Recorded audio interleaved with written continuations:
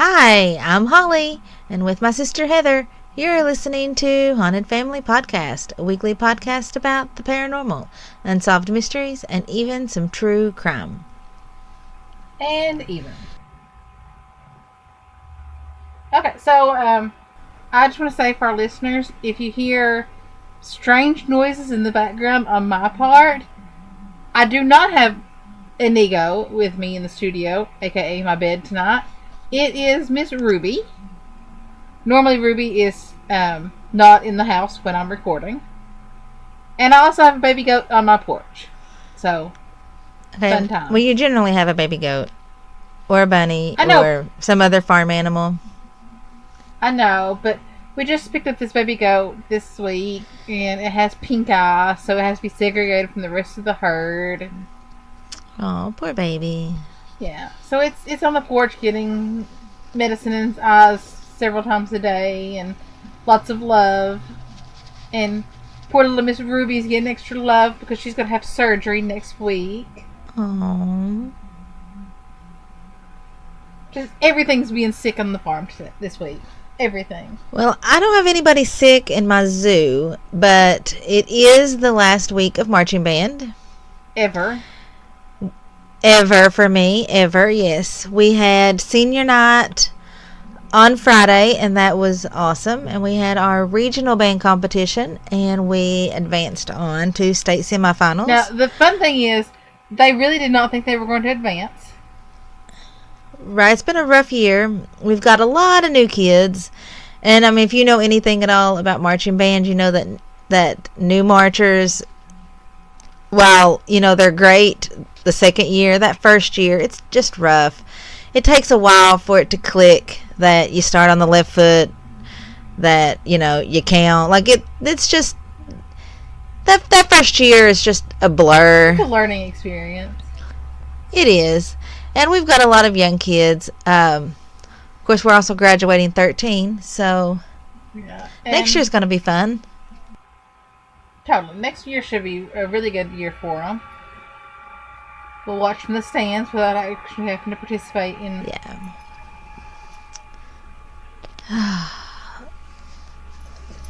I have to say I am pretty excited about that.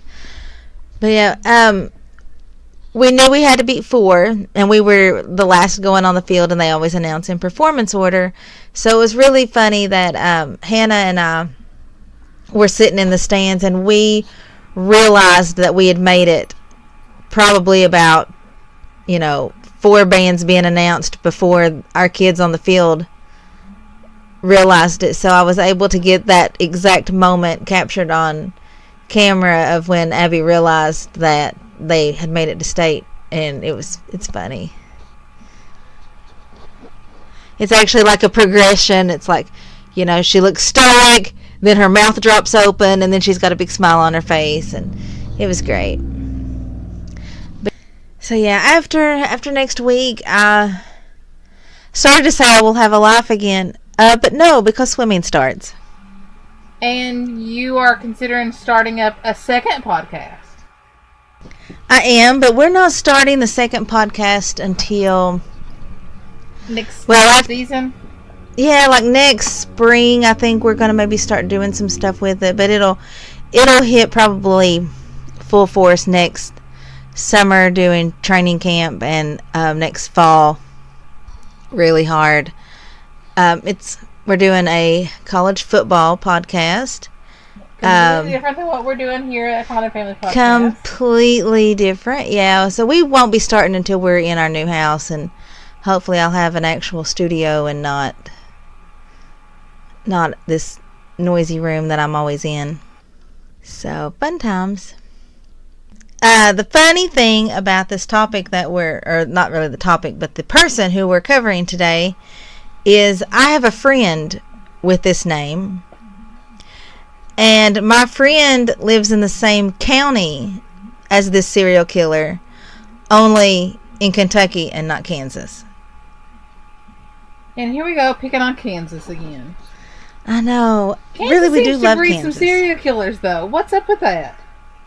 I think it's all the flat. Maybe. Like last weekend, we drove to Michigan to visit my future stepchildren, and it's so flat. It just makes me anxious. Like, I don't know. I mean, like, Ohio, I can kind of handle a little bit, but it's like we cross the state line, and I'm like, I don't can't know, handle Holly. this flat. I was in Ohio the other day picking up a parrot, and I swear it was like for 30 miles we didn't even have to turn the wheel, even a little bit. It was so straight. And I like the hills. You know, I feel like they're hugging me. They're keeping me safe. I don't like to see long distances.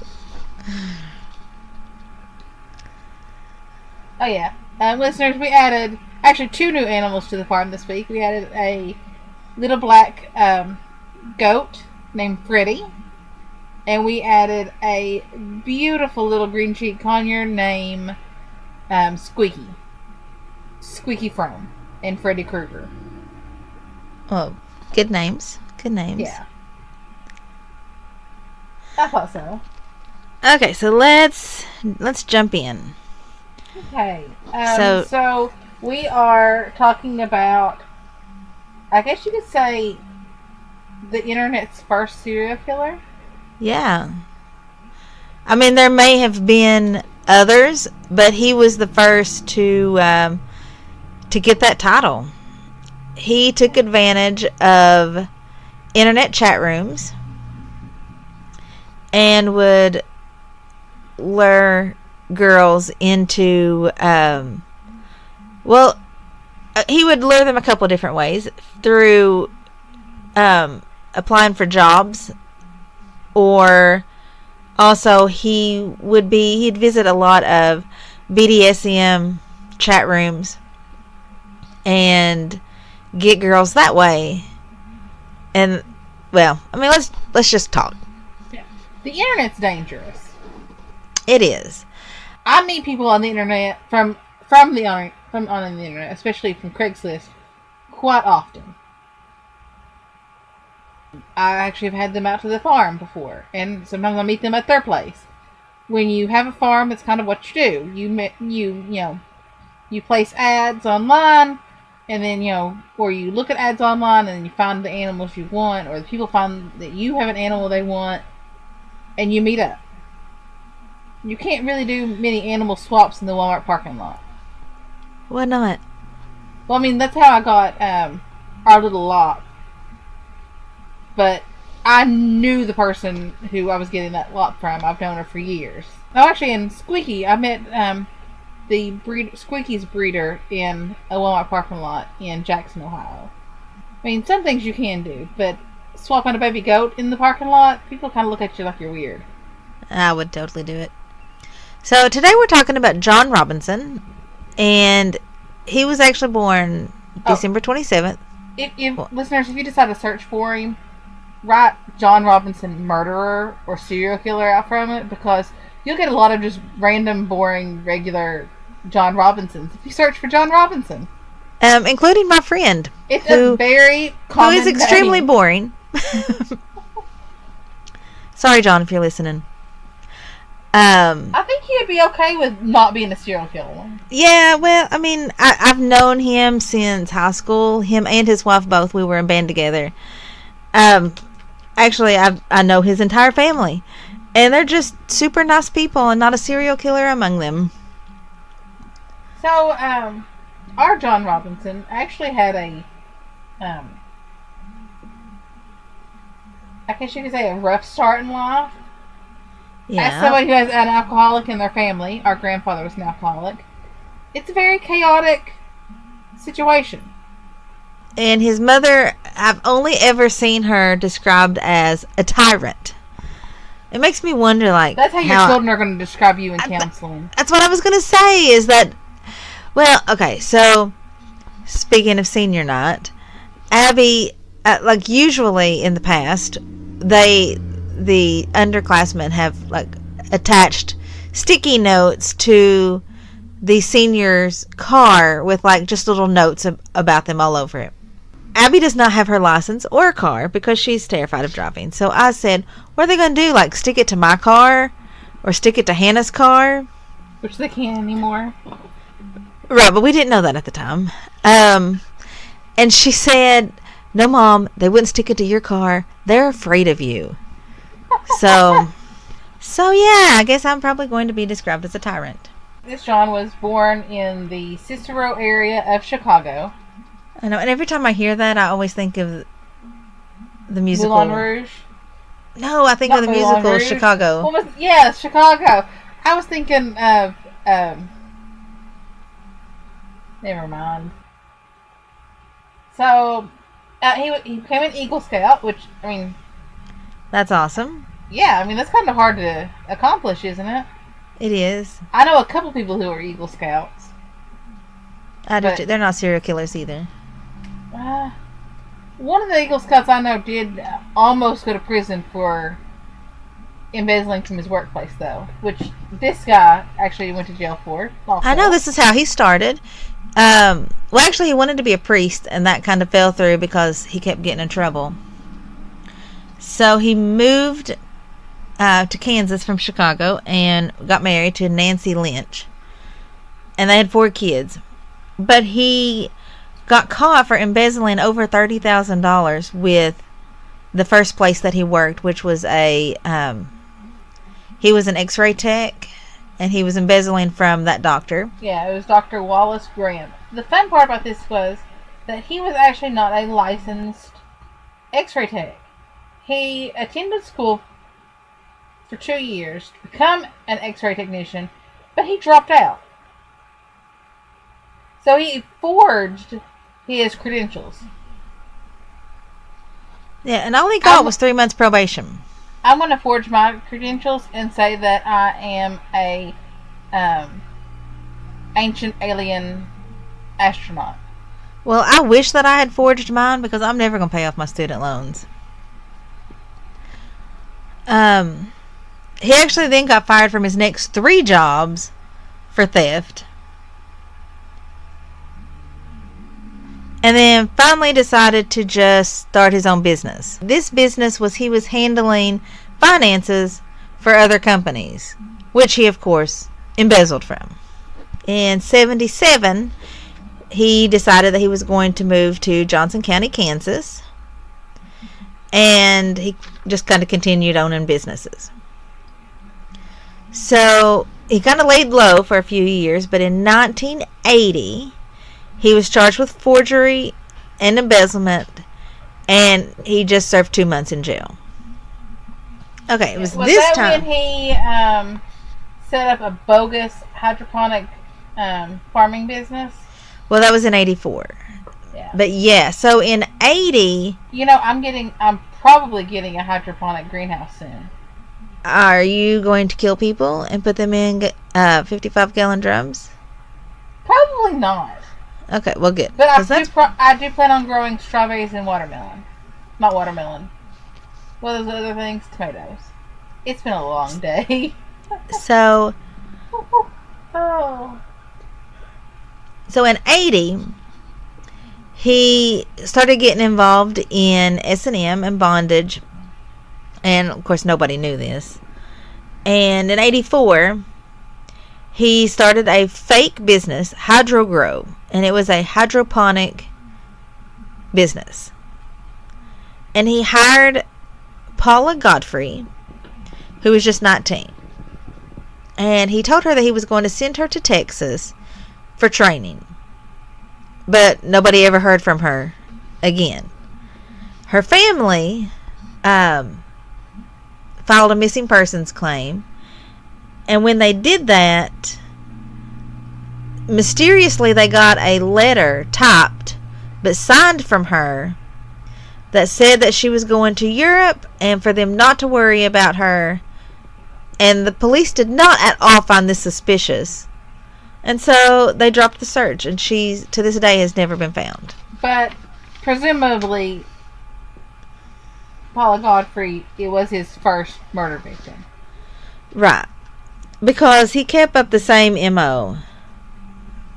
Around the same time, he joined the International Council of Masters, which has nothing to do with your master's degree. It is for people who are really into S&M. And he was certified as a slave master. How do you get certified to be a slave master? I don't know. I'm not into that. Though one of my professors in college did her dissertation on the S&M community. I mean, I think it's fascinating. I don't know. I mean, I would think that you'd have to really trust somebody. I can't imagine meeting somebody on Craigslist or an internet chat room and feeling that I trust them enough to, I don't know, let me not have. Of course, I like to have full control of everything, so. There's different forms of S&M, and there's different levels, and you know what? I have a friend who is really deep into this, a reenactor friend of mine. I probably should have brought him on the show tonight so that he could have explained this all to us. You don't know him. He's not from Kentucky. Oh, okay. He is a Georgia reenactor.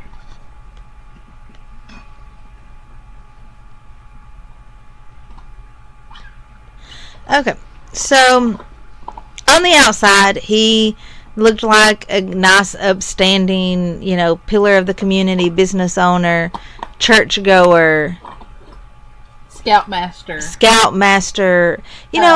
It's so funny because this guy is already kind of a combination of John Wayne Gacy and Dennis Rader. Very much so. Because you've got, on one hand, you got the Scoutmaster of Dennis Rader, and you've got the businessman, actually got the church-going Scoutmaster with Dennis Rader, and you've got, Gacy being a business owner. Robinson actually taught Sunday school. In addition to being a Scoutmaster, he was very, very deep into his church. At least as far as outward appearances went. So the next murder victim was just a year later, and that was Lisa Stacy. So this, I don't know, this one really gets to me. He took this young mom and promised a job. She had a 4-month-old. Yeah, and he promised her a job and daycare and, like everything that young single mothers need. I'm sure that he looked like a godsend to her. And he had her sign several pieces of paper, which is what makes us think that Paula Godfrey, obviously did not write that letter. So Lisa, though, went missing. And he took this baby and said that the mom had committed suicide and pretty much gave it to his brother and sister-in-law who had wanted a baby. So the baby's name was Tiffany Stacy, but the new parents renamed her Heather. From one boring 80s name to another. Yeah, sorry, Heather. It's okay. So he took a $5,500 fee from his brother, so he didn't actually give the baby, but might as well. And he said that it was for a lawyer fee, but there was no lawyer. I don't know. What kills me the most about this is Lisa Stacy's body was eventually found. And so then it became obvious that, Heather belonged to her. And to this day, probably not. I'm sure she's over 18 now, but Heather was raised by his brother and sister-in-law. So that poor kid had to know that her uncle killed her mom and then gave her to these people. Like, I would need therapy, I think. Okay. When she was 15 in 2000, there was actually DNA testing done on her that confirmed that she was actually Tiffany Stacy. But Now why imagine did... being a teenager and finding out that the person who you knew as your uncle was actually the man who murdered your mom And kidnapped you. and kidnapped you. And that you're being raised by his sibling. Like, I just couldn't even. I wonder what's become of her now. She's only a few years younger than me. Oh, and I've just Googled her name. I don't know why I didn't when I was researching this. In 2007, when she was 22 years old, she won a $5 billion, with a B, dollar judgment against John Robinson. I'm sure she never saw that. Probably not. She probably never saw a dime of it. But this ensures that should John Robinson, who is still alive, write a book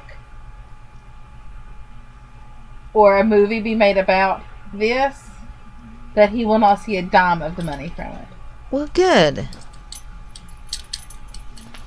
It's kind of like with, O.J. Simpson when he wrote that book, If I Did It. Right. He didn't see a single dime of the profits from that book because he cannot profit from his crime, even though he was found innocent at the murder trial. Right, but I have read that book. Every dime from all the money from the sale of that book went to the family of Ron Goldman and, oh God, I'm blanking on his wife's name. Nicole Brown Simpson. Yeah. Yeah. Okay, so the judge at the hearing for this judgment said, "This court does not have the authority to silence defendant John E. Robinson Sr., but this court does have the power to enter a judgment that will take away the profiteering agenda of the defendant." Well, I'm glad. So then, victim number 3 happened in 1987, and her name was Catherine Clampett, and she was 27. She left her child, I'm not for sure what age, with her parents, and she moved to Kansas. And she was hired by John Robinson, and then she vanished in June of that year. And she hasn't been found, and her missing person case is still open. So then John actually went to prison from 87 to 1993 for fraud. No, God, this is crazy. He had started a relationship with Beverly Bonner, who was the librarian at the prison. And when he got out of prison, she left her husband for him. And her family never heard from her again. Right, but her mom would forward her alimony checks to a post office box in Kansas, but they never heard from her. But the checks always got cashed, so, the logical assumption is that Robinson was cashing the checks and using the money to bankroll his lifestyle. If you work in a prison, do not have relations with prisoners. We had a cousin who that's how she lost her job in a prison. She was getting too close with one of the female inmates. Yeah. It's around this time that, of course, the internet is getting big at this time. Right. And internet chat rooms and ICQ and all of those, early day internet social networking. Do you remember when we used to instant message every night at like 9 o'clock? Yes. We had a standing appointment at 9 o'clock to talk to each other. Yeah. On MSN Messenger. Yep. Me, you, and Mom every night at 9 o'clock. Man, we did not have a life at all. No. We are still lame, too. And now we have a standing appointment at 10 o'clock to start recording, and we usually miss it. I know. Usually we will message each other and say, can we postpone? Can we postpone? Can we postpone? Yeah, I know people who are married to people they met through these early internet chat rooms and messaging services. I do too. I mean, and that's great. I mean, like, the internet did not exist, but I mean, I met I met Ernie because I saw his picture and then sent him a letter. Man, I remember when we got the internet. I know. Actually, my email address is the very first email that I ever set up. So it's from like 1994, 95, something like that. It's like pre-Hotmail. Honestly, the internet has done, I don't want to say amazing things. The internet has made serial killers' job a lot easier. Right, but it's made true crime podcasters' job a lot easier too. True. But I don't know if people really understand how easy it is for people to just find out exactly where you live now through the power of the internet.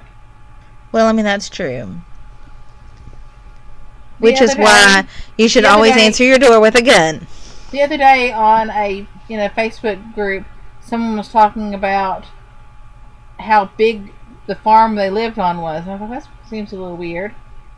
Because all their pictures looked like they just stole them from the internet. So I went to their Facebook profile and I saw what town they live in. And I typed their name and that town into the Google machine. And before I knew it, I was staring at their house on Google Earth. In a big subdivision. Oh, so no farm at all. No. And I'm like, that is scary. That literally 3 minutes, and I was looking at a picture of their house. A cop friend of mine was talking recently about how in one of his most recent trainings, they were shown how, and it's something that anybody can do, all those live videos on Facebook? Mm-hmm. How you can go and type it into this one thing and you'll know exactly where everyone that's watching that lives. Oh, that's scary. It is. Yeah. So, okay, back to serial killers. Okay, so Debbie Bonner died, obviously, and he was cashing her checks. Well, we don't really know for sure because at this point in time we've not found her body yet. Correct. In our story. Okay, so then he's, finds the internet. He's on social networking sites. He's using the name Slavemaster. And he's looking for women who wants to be submissive. And he meets Sheila Faith, who is 45. And Sheila has a 15-year-old daughter named Debbie. Debbie has spina bifida and is in a wheelchair. So he comes in and says, okay, don't worry. I'm going to pay for Debbie's therapy. And I'm going to support you both. I'm going to give you a job. And this was 1994.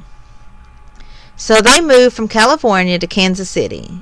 And they immediately drop off the face of the earth. However, the pension checks are cashed for the next 7 years. So we can rightly assume that he has killed both Sheila and her 15-year-old daughter. Yes. So then, in 99, he's pretty popular on the BDSM chat rooms. And he meets Isabella Lewicka. She is 21. And she's living in Indiana. So what he offers her is a job and a bondage relationship. So she packs up and moves to Kansas City. He gives her an engagement ring and took her to the county registrar and gets a marriage license. However, he's still married. Some she probably believed that they were legally married.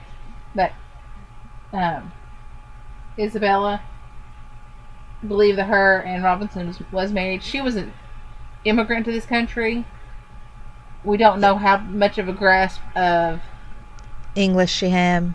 And yeah, she did sign a slave contract with Robinson that gave him total control over every aspect of her life, including her bank account. Yeah, and she told her parents that she was married. She went missing during that summer. And Robinson told people that he had to let her go because she had been caught smoking marijuana and that she was deported. I don't think they deport you for marijuana. Yeah, I don't know. In Trump's America, we may. I don't know. Well, I don't know. It's legal in so many places that I don't know. But in 99, it wasn't. No, it wasn't legal anywhere in the United States at that point. He did not waste any time replacing her. Oh, no. Because, yeah, right after she disappeared, on the scene came a LPN named Suzette Troughton. Yeah, Troughton. And she was from Michigan. And he told her that they were going to travel and have fun. And so she bought it. I'm sure because nurses are overworked and she probably needed a vacation. Yeah. Not long after she made the move from Michigan to Kansas, her mother received several typed letters that was signed by her daughter. Yeah. But they all had Kansas City postmarks. Yeah. The letters made it seem like they were in different parts of the world, but they were all postmarked Kansas City. So, anybody who is familiar with post office even passingly knows that's not possible. Right. Robinson told her mother that she had ran off with somebody after he caught her stealing money from him. Yeah. Her mom thought the letters were weird because they didn't have any spelling or grammar mistakes. That line kind of makes me believe that she may have been dyslexic. Right. Of course, Emmy always says that I just assume everybody's dyslexic, but, well, I mean, it is Dyslexia Awareness Month, so 1 in 5. Dyslexic. I'm dyslexic. Emmy's dyslexic. And it's not just reversing letters, which is why it took me until we diagnosed Emmy to realize that I was dyslexic. I don't jumble letters. I don't reverse letters. I do reverse and jumble numbers. But I just spell like shit. I was diagnosed in grade school, so I've had a lot longer to adjust to this than Holly. Yeah, I'm still new to it. So in 1999, so right after Suzette Troughton, by this point he was not really covering his tracks. He was very sloppy, and I mean we see that a lot with serial killers. So I don't know if they are just, if after they kill so many, like they just either get cocky and think that they can't be caught, or if they're just mentally drained and attention to detail is not really a priority anymore. I don't know. I kind of think of it like cooking. You make the same recipe over and over and over again. You kind of just start going on autopilot. Yeah. And, then you change it little bits. And only when you're murdering people, when you change little bits, you tend to not be as diligent as you should to hiding it. But I don't know. I really could be wrong on that. Yeah. So, anyway, he's sloppy, and his name kept coming up over and over and over in missing person complaints. And then in 2000, 2 women complained of sexual battery and brought charges against him. And that kind of that was just kind of the straw that broke it all. A task force went to his premise and, just started looking around, and they found 55-gallon drums. Yeah, And he had a big farm near La Signa, Kansas. mm-hmm. And, farms make great places to hide bodies. There are no bodies hidden on my farm, but, you see that recurring theme with serial killers. Yeah, so Isabella Lewicka and Suzette Troughton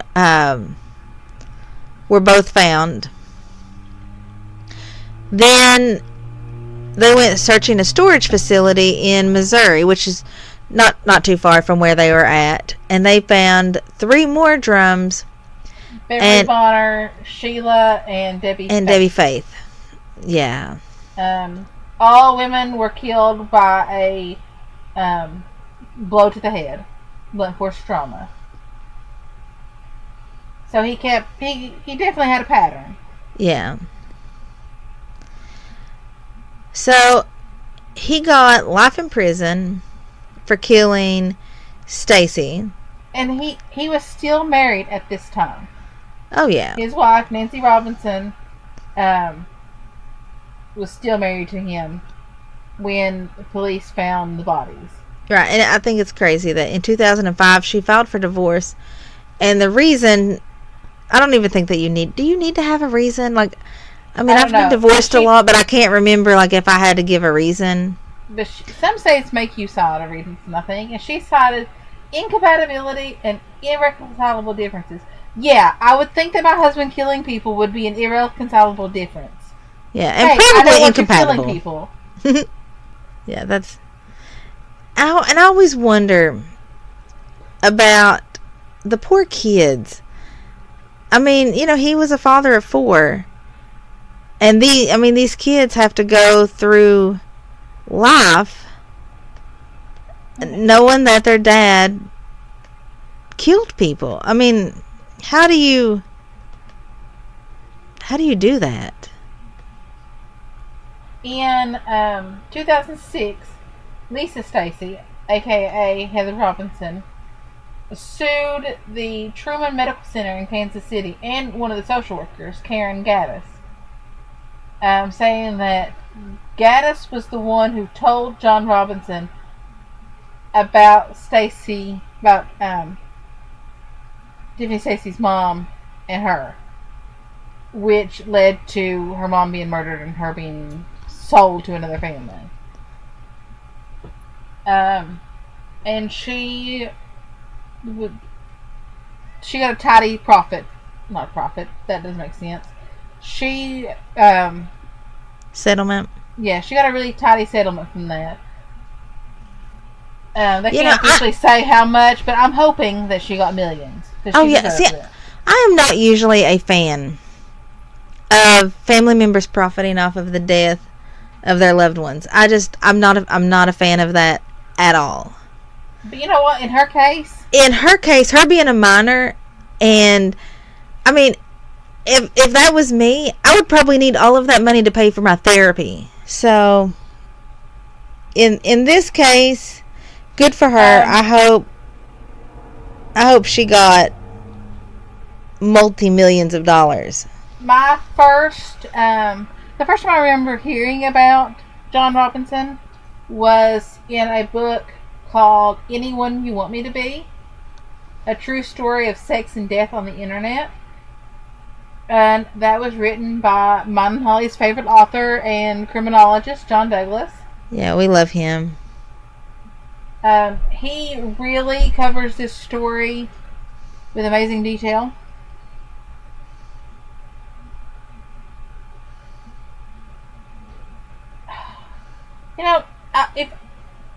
If our listeners get anything from our true crime, actually, if they get anything from our podcast, I hope it's that reality is a lot scarier than anything Hollywood can make up. Oh, yeah. And honestly, any one of us could be one of these victims. None of these women were any different than you or me or any of our listeners. No, it was wrong place, wrong time, trusting the wrong person. I think that's the underlying message of all of our episodes. Is wrong place, wrong time. Wrong place, wrong time. Trusting the wrong person. It'll get you every time. I mean, there's probably just a handful of people that I trust. This was a guy who, as an Eagle Scout, went and performed for the Queen of England. You know what? I bet Elizabeth wouldn't have trusted him either. And by all outward appearances, he would be the person that you would want to trust. And in reality, he's the last person you want to trust. You know, every time I hear people talk about they're terrified of, transgenders in the bathroom and all this, I'm like, the people you really have to worry about are the people closest to you. The people you really have to worry about are the people that seem perfect. Yes. That seem too good. Exactly. Too good to be true. Almost every week I see coming on the news where a preacher has been arrested for molesting kids. Right. And a preacher should be someone you should be able to trust. Well, and I think that, as John Douglas always says, though, people will put themselves in a position where you trust them and rely on them. Yes. Because that gives them the power to do what they want. And I think, especially with, living in the Bible Belt, we have a lot of small, rural, pop-up churches. We know several preachers. Right. Like, we know who would never do that. I mean, I would be stunned beyond belief if any of my preacher friends did that. I mean, I would just, because they are the last person I would think. But on the flip side, I do know some preachers that have no training, and I'm not saying that you actually need training, but they just decide they want to preach, rent a small space, call themselves a preacher, call themselves a church. There's no regulation. They're not paying any taxes. I mean, it's a win-win for them. Yeah. I believe in separation of church and state, but because we also have separation of church and state, I don't 100% trust everybody in the church. Right. Because there's no regulation. And John Robinson really used his position in the community to his advantage. Looking at him, you would not know that, by night he was a BDSM slave master.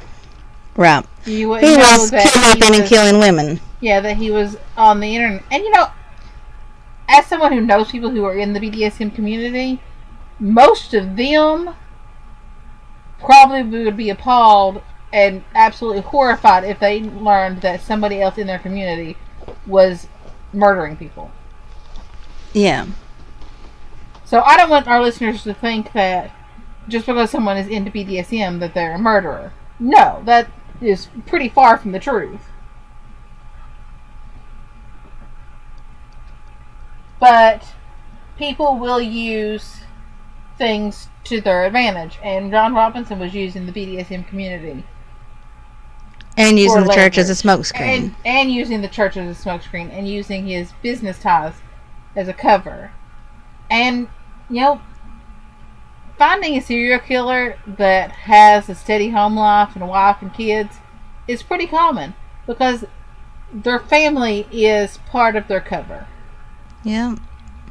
John Robinson is probably as classic a serial killer as you can get.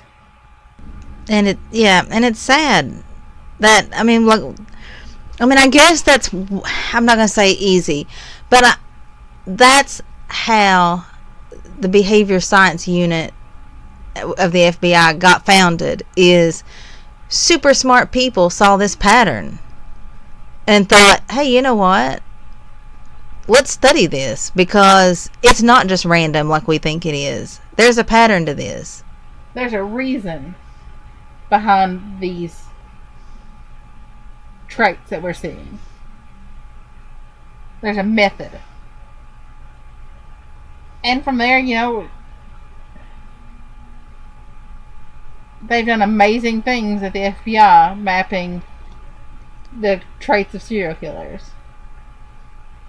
Which is honestly how, I'm not going to say how I got into true crime, because I was interested in it before, but it was a suction that kind of pulled me on in, because I mean, as a sociology minor, I was already like, hey, this is pretty damn fascinating. And then, once I met John Douglas, I was like, yeah, this is cool.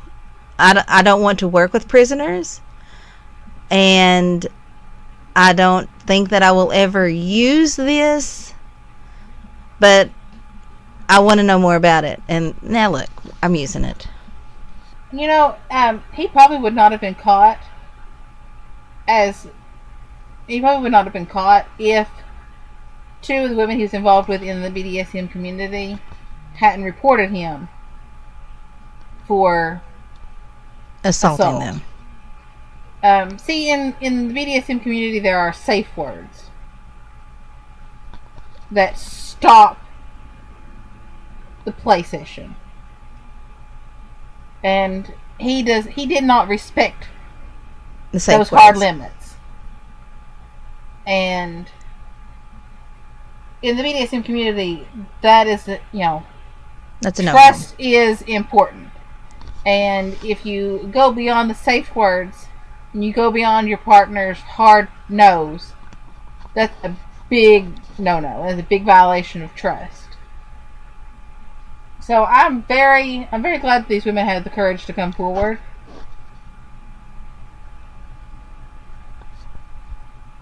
They could have very easily kept it to themselves because, hey, cops are going to think I'm crazy going in here with this story.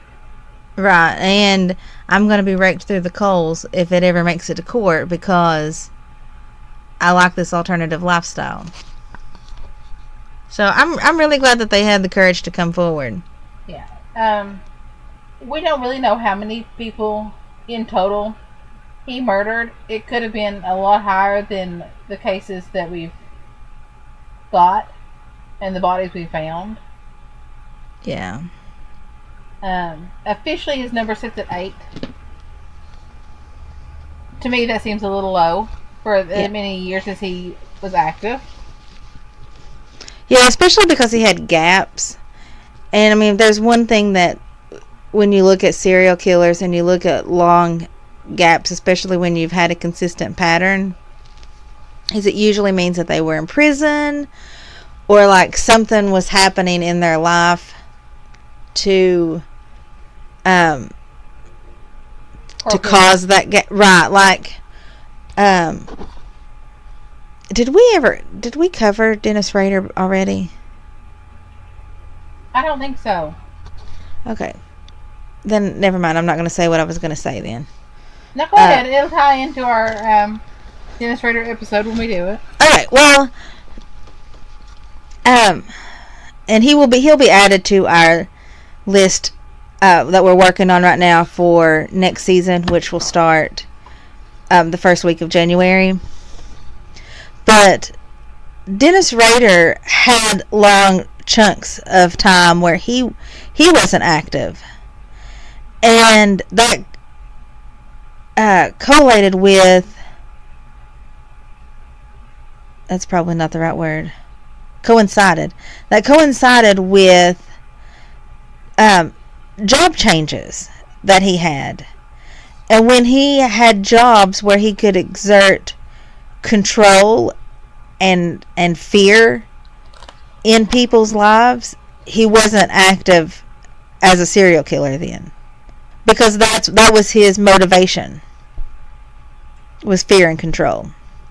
So I don't know if with John Robinson, when he had chunks of time where he wasn't active, I don't know if he was either killing someone else and we just don't know about it because he may have been killing somebody who had no family,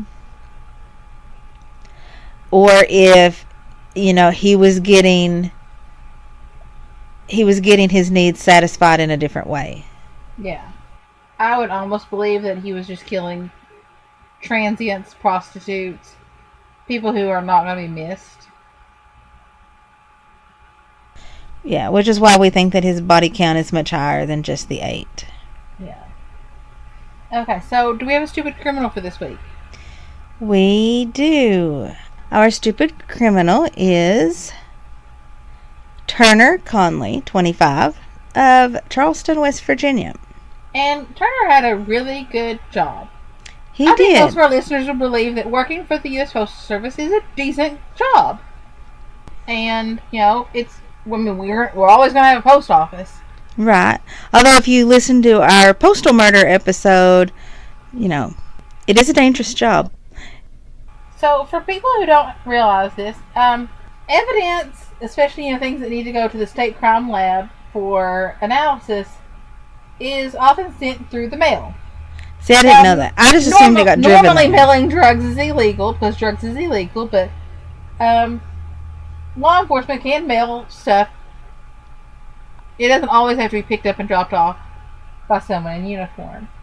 And Connolly was a mail processing clerk, so he saw all these packages coming in that were being routed to the West Virginia State Police Forensic Laboratory. And so last November 26th. Yeah. He did what any other idiot would do in his position, and he stole a package. Right, because it's not going to be noticed. Right? Well, I mean, I would think the post office had cameras. They do.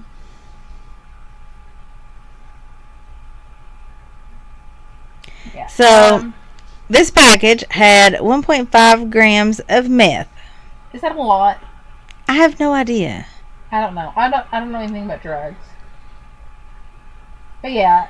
I mean, I have never done drugs, especially not meth, because I like my teeth. And I like not scratching my skin off. You know, just those little things in life. I like sleeping. You know, the basics. Don't do meth. Keep all your teeth. Don't look, 50 years older than you really are. Well, it's my goal to always look 10 years younger than I am. Okay, so, of course, law enforcement, they don't say, I've never read an article that said how they figured it out, but I'm sure they probably had cameras. I wanted to know if 1.5 grams of meth was a lot, so I Googled it. And what has popped up, like when I started to type it in, was how long does a gram of meth last you? Like, I mean, I don't know. That just seems crazy to me. Like, people are Googling how long it's going to last them. Anyway, so apparently a gram is going to last you every 2 or 3 days. From what people can, yeah. Oh. Okay, well, never mind. Here's somebody who says they go through a gram in 4 hours. So I guess it just depends. Okay. So I'm on a website called crystalmethaddicts.org, and they say that the average price of crystal meth is $20 for a fourth a gram. And a gram is 80. So he had about 100-ish. Yeah.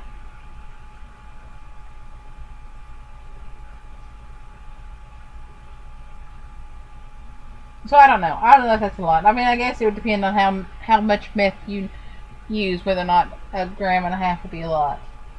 Oh, I don't know, but I feel like now that I've Googled drug use, I'm like on some kind of list or something. Yeah, probably. So they saw him stealing the package, and when he was arrested and gave a statement to federal officers, he readily admitted to stealing the package. Well, I mean, at that point, what are you going to do? Exactly. I mean, you already know that you're going to be one of our stupid criminals. You just have to roll with it. And I would like to think that our nice Turner Conley was thinking, you know what? Those Haunted Family Podcast girls are going to put me on their podcast. I'm going to be the stupid criminal. Yeah, I'm sure that he was thinking that. And he hung his head in shame because he knew we was going to be making fun of him on the internet. I almost did the radio. Well, on the audio. Yeah, so I mean, clearly he is no longer an employee of the United States Postal Service, and he could face 5 years in prison, federal prison. I'm actually kind of surprised that it's only 5 years. Me too. I would think you'd get more for a gram and a half. So maybe a gram and a half really isn't that much. Maybe, but like, how much would you get if you just randomly steal mail? I don't know. Which, don't ask me how I know this, but if you get mail for somebody else at your house, you probably shouldn't rip it up and throw it in the trash. Why? Because it's a federal offense. Okay, if you just simply steal mail, you can face up to 5 years and $250,000 in fine. So he got the same amount for stealing meth as he would for stealing mail. Well, go big or go home, right? Yeah. He'll be sentenced next year, January of 2018. So we will update you all when he's sentenced. Good times. Yes. Don't steal mail. Don't steal meth either. After my druggy neighbors moved out, they were still getting mail. I mean, of course, I check that mailbox all the time because my boyfriend's mom owns that house, and their mailbox is right next to mine. I would always just write return to. Actually, I would take it out of the mailbox and write return to sender on it, and then take it to my post office to drop it off because they were having a druggie from up the road stop and get mail out of the box, and they hadn't lived there in like months.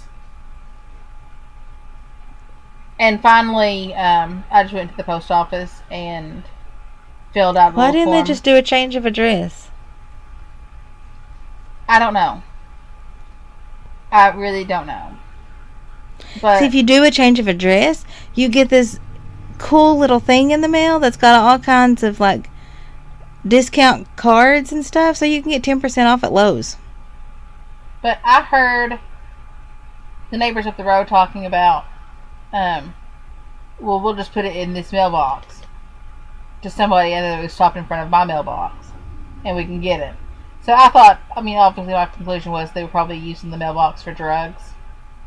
Probably. I went to the post office and filled out forms and that stated no more mail was to be put in that box. I'm getting a really good neighbor moving in soon, so that's good. And she's got babies. She does. And she doesn't do drugs. Does she need a kitten? Because I have 2 kittens. They are bringing a cat with them, from what I understand.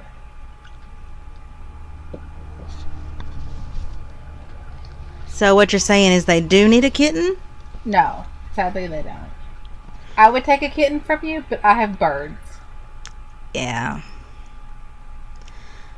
Okay, well, as always, if you are interested in having your own podcast, use our promo code HauntedFamilyPB, and it doesn't increase what you pay, but we do get a small kickback, so we can keep this podcast going for another year, but we're going to keep it going for another year no matter what.